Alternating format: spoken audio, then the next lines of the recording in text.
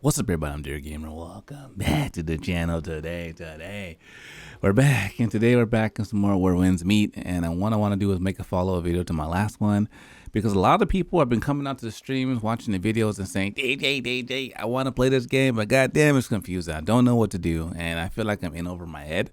So I'm gonna give you a quick PEMDAS in terms of what to do in the game, how to go about some things, break down some of the systems to make it super simple. My family, without further ado, let's dive in. So if you've been coming out to the streams, you've been seeing me playing this game, you're like, oh my god, what's the hype about? Everyone's playing this game. There's 9 million players playing the game. What's so good about it? Cool thing is, it's kind of hard to explain this game because you can do so many things in it. But think of it like essentially a Souls-like. Like, I feel like it's more Neo than Sekiro, but if you play on Legendary like I am, your parry windows are tighter, you have to be a little more aggressive. So, and you essentially, you have 3 main skills. You have a regular basic attack. There's like 12 weapons you can pick from, and the cool thing is it kind of tells you where to get all the weapons, so you're not necessarily blind. The game actually holds your hand and tells you where a lot of things are. Some things it doesn't, but that's why I want to kind of demystify it.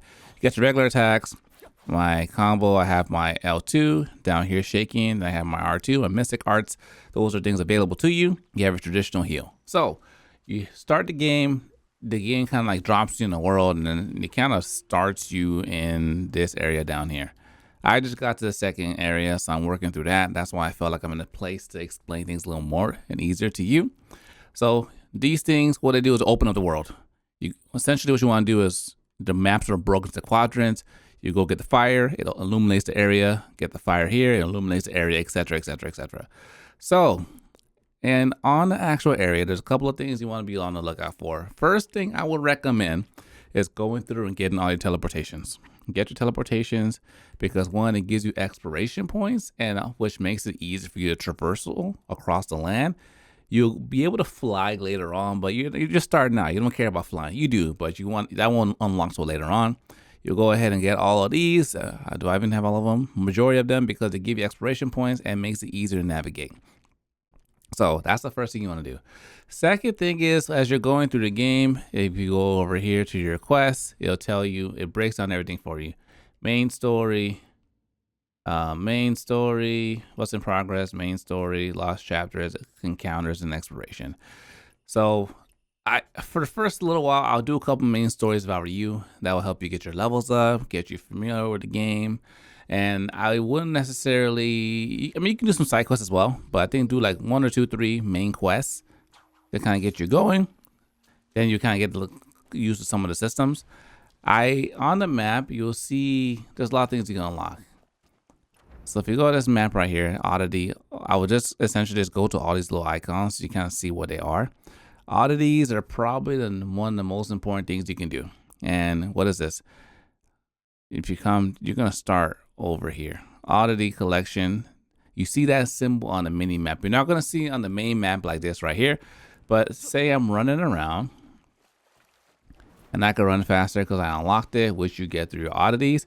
You're going to come through and you'll see like little grasshopper icons on the map.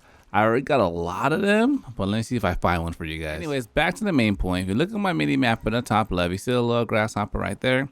That tells me one of the little things are in the area, which I want to get, because by collecting them, it allows me to unlock some other cool things in my game.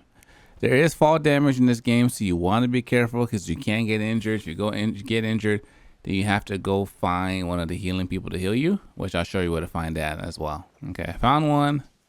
And they're all like small little mini games as well. So, oh, that thing typically runs away. It didn't, so we just captured it.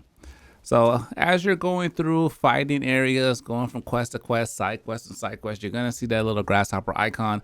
Make sure you get those, because after you get them, you take it back to our boy over here. You submit your oddities, and he allows you to unlock a lot of stuff. In here, you'll have the fast running that I have, or max endurance, mystic skills, abilities. I haven't even got all of them yet, but a lot of cool things you can get from here. So you want to make sure you're collecting the oddities along the way, because it's a great way to increase your overall damage. So your mystic skill, you get a lot of these mystic skills along the way. I have some attacking mystic skills on my actual loadout here, as I can show you. some abilities, turn into a frog, etc. Some of these things you saw in the previous game. They take a vitality to use. You get vitality by fighting enemies, etc., etc. So you build that up. But other mystic skills as well are sometimes these are things that are you can use to freeze enemies. You can pick up a bear, throw them into water, or for example, I can use this immobilize. Those too far away. Let me see if I can get closer to it. If it works on these guys. Oh, I can't do it on them. But typically, you can immobilize an item or an enemy, and you're gonna utilize that in boss fights, and not just this mystic skill, but a lot of the mystic skills you can get in the game. You're going to utilize in boss fights. So now let's kind of go into the settings and kind of break things down for you. When you get to a certain level, like I believe level 10, 20, 30, 40, you go up here to solo mode, you do a breakthrough. So it allows you to make your world stronger. For those that play like Genshin Impact, kind of similar to that as well. Makes your world stronger, you get better loot, you get a better experience. And once you reach the cap, like say you get to level 20, you won't level up until you do your breakthrough. Right now I'm on level 5. So that's what you do after you level up. You want to keep getting stronger, but beware the bosses. If a boss is already hard for you currently, you might not want to break through till you beat the boss, because if you break through, the boss is going to be even stronger. So you're going to have to upgrade your gear a little bit more before you can get there. So what's the catch in the game? The only catch in the game is your outfits are gacha, but this game kind of uses a similar energy structure like some of the free games as well.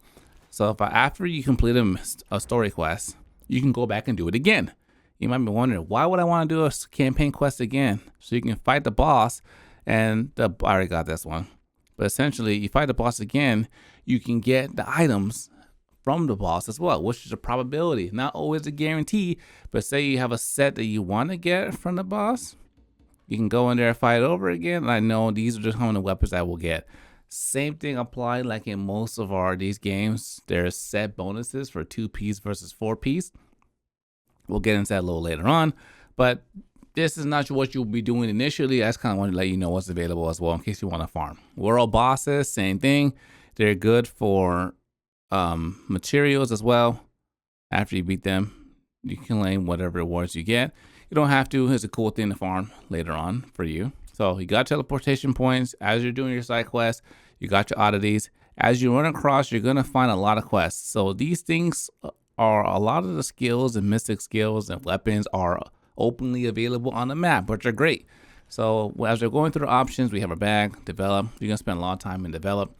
Pick a weapon you like. If there's a weapon you want to try out, watch a YouTube video on it. And all you gotta do, if the weapon says locked, all you do is click it and it'll tell you exactly where to get the weapon. It's great. It's great, simple, straight to the point, kind of tells you what you need to know. You can have 2 weapons on the same time. Same thing with your inner way. These are like your little additional attacks or effects you can put on your character.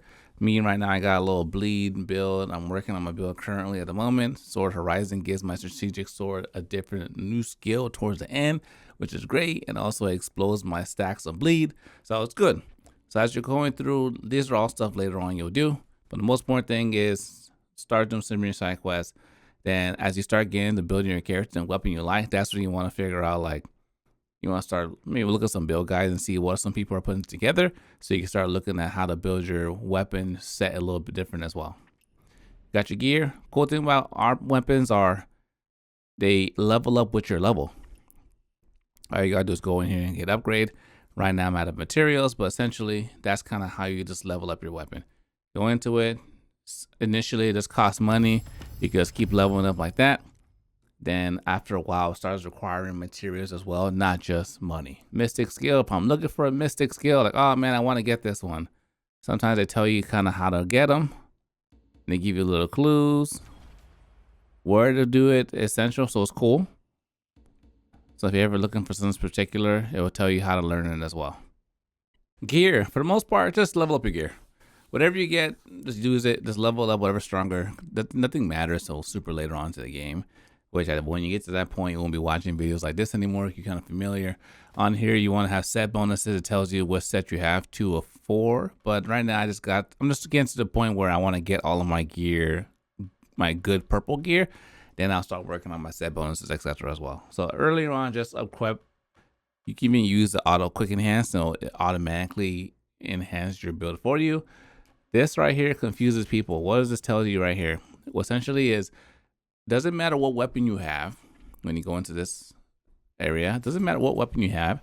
As long as you level this up, that weapon will automatically get stronger. Whatever weapons your left hand, your right hand, and same thing with your armor pieces as well. You'll just naturally get stronger just by doing this. If you look on the right hand side and on the bottom right, it requires specific ingredients to get to the next level. Some of these you can just buy from the shop, which I'll show you in a second, but that's kind of what you want to do, and that's what this does. Next, you have your talents. These just level up as you gain normal experience. It's just more skills and unlocking more features for you and for your character.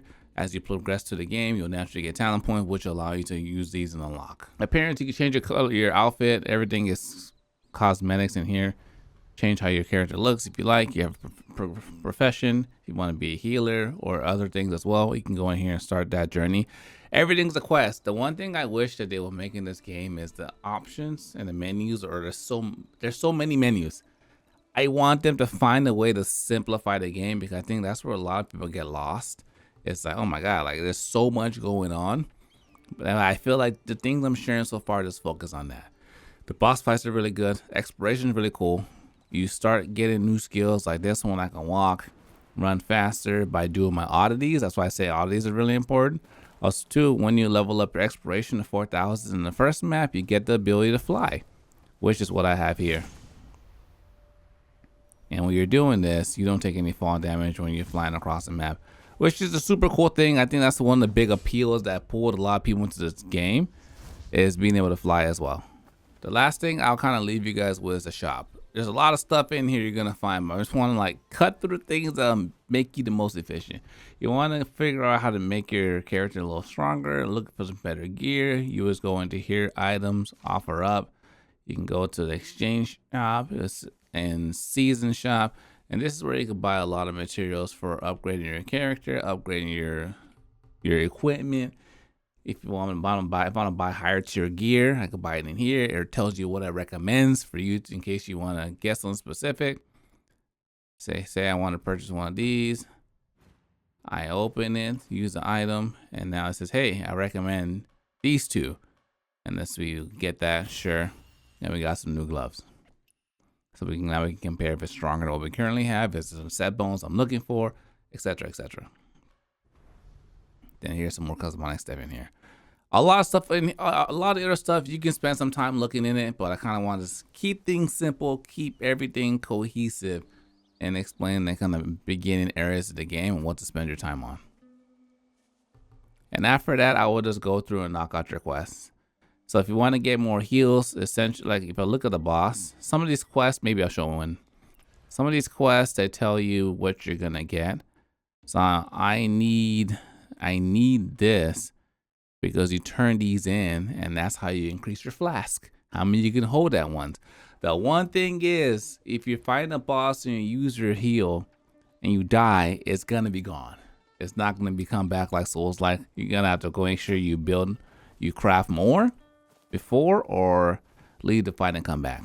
You're not trapped in any fight. If you're ever in a dungeon, on the top right, this right next to this man up here, there'll be an exit symbol, so you can exit to leave in case you want to go back and farm some other things and prepare yourself a little better for another fight. This is a starting point. There's guilds, there's a lot of season quests, there's events, there's all kinds of things. You can play multiplayer, you can play solo. There's a lot to the game. But if you want to kind of go in, be solo, figure things out, learn, these are some of the things that I want to kind of break down for you guys, so it's not so overwhelming diving into the game, because the game's great. It's fun. It's good. I'm enjoying my time in it. But ladies and gentlemen, thanks for watching. Hope you guys enjoyed the video. If you're new to the channel, subscribe. If you'd like to give it a thumbs up. Till next time, to your camera, signing out.